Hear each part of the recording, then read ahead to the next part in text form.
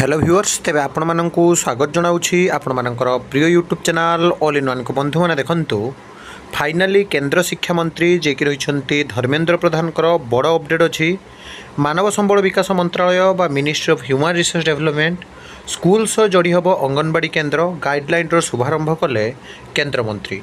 आज 3 सेप्टेम्बर 2025 बड़ अपडेट गर्भवती महिला नवजात शिशु एवं स्कूल जावाक शिशु मानकर 100% जत्न नेबा धर्मेंद्र प्रधान कहते। महिला और शिशु विकास मंत्रालय एवं शिक्षा मंत्रालय स्कूल शिक्षा और साक्षरता विभाग सहयोग प्रस्तुत होती गाइडलाइन जो गाइडलाइन रे जहाँ भी अच्छी आपण मैंने जाना निहाती दरकार विशेषकर जो मैंने अंगनवाड़ी और विद्यालय मानक एलिमेंटारी पाठ पढ़ाऊँ आपण मैंने जानी रखु जे अंगनवाड़ी आउ जो स्कूल गोटे कैंपस रे प्रतिष्ठा करने समन्वित मॉडल माध्यम प्रारंभिक शैशव जत्न बा अर्ली चाइल्डहुड केयर एजुकेशन और शिक्षार महत्व उपर जोर दिया। स्कूल परिसर में पूर्वर 2.9 लाख रु अधिक अंगनवाड़ी केन्द्र रही गाइडलाइन परिचालना संबंधी आवश्यक स्पष्टता प्रदान करवा जो थे कि स्पष्ट भाव में कहते प्रधानमंत्री विकसित भारतर मानव पुंजी एक दृढ़ मूलदुआ स्थापन कर दृष्टिकोण को सरकार कर आमर दायित्व होउछि देशर प्राय 15 कोटी पिलांकर उपयुक्त जत्न नेबा जो थे कि जो अंगनवाड़ी टीचर माने अछंती से माने +2 पर्यंत पाठ पढ़ी नथिबा एवं आगको पाठ पढ़िया इच्छा रखुता अंगनवाड़ी दीदी मॉड्यूल प्रस्तुत करने को बर्तमान प्रस्ताव दि जाइए अर्थात समस्ते +2 पर्यंत पढ़े गाँव में पिला शिक्षण फलाफल सहर अपेक्षा भल यही सफलता आमर अंगनवाड़ी दीदी मानकर कठिन परिश्रमर फलाफल एवं आप देखिए AI रो उपयोग करी जोटा आर्टिफिशियल इंटेलिजेंस पिला मानकर भविष्य निर्माण करने दृष्टि देवा उचित। नुआ दिल्लीर विज्ञान भवन में केंद्र शिक्षा मंत्री धर्मेंद्र प्रधान एवं केंद्र महिला और शिशु विकास मंत्री श्रीमती अन्नपूर्णा देवी करकमल में गोटे स्थान में प्राथमिक विद्यालय सहित अंगनवाड़ी केन्द्र गुड़िकर स्थापना गाइडलाइन शुभारंभ होती अर्थात विद्यालय सहित स्कूल अंगनवाड़ी मिसिब।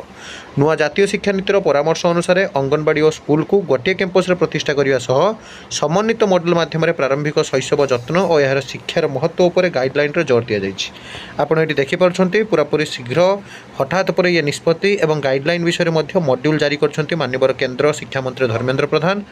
जो थे कि शिक्षा मंत्रालय और महिला और शिशु विकास मंत्रालय मिलित उद्यम आयोजित यह कार्यक्रम में केन्द्रमंत्री श्री धर्मेंद्र प्रधान एभली अवनव पदक्षेप नापी निष्पत्ति नहीं। यही अवसर में श्री प्रधान युक्त 2 पर्यंत पाठ पढ़ी नथिबा आगक पढ़ाई इच्छा रखुवा अंगनवाड़ी दीदी मानक मॉड्यूल प्रस्तुत करने को महिला शिशु विकास और शिक्षा मंत्रालय को एक प्रस्ताव देते। से कहते जो आर्टिफिशियल इंटेलिजेंस समेत अन्य ज्ञानकौशल माध्यम विश्व में जीवनशैली सहज होती आमको AI रो उपयोग करी पिला भविष्य निर्माण पर दृष्टि देवाक हेबो एवं बहुत जल्दी आप जो देखिए देशर प्राय 15 कोटी पिलांकर उपयुक्त जत्न से स्वास्थ्यावस्थार जत्न एवं 2047 सुधा विकसित भारत और निपुण भारतर स्वप्न साकार हेबो बोले श्री प्रधान मत प्रकाश करछंती। एटी आपण देखि परछंती जहाँ डिटेल्स अछि म आपनको PDF फाइल टेलीग्राम ग्रुप रे शेयर कर देबी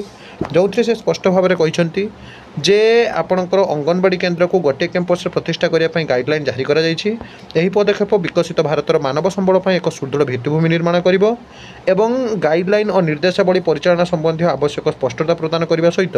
राज्य तथा केन्द्रशासित अंचल में यह मॉडल को प्रभावशाली ढंग से आग को बढ़ाई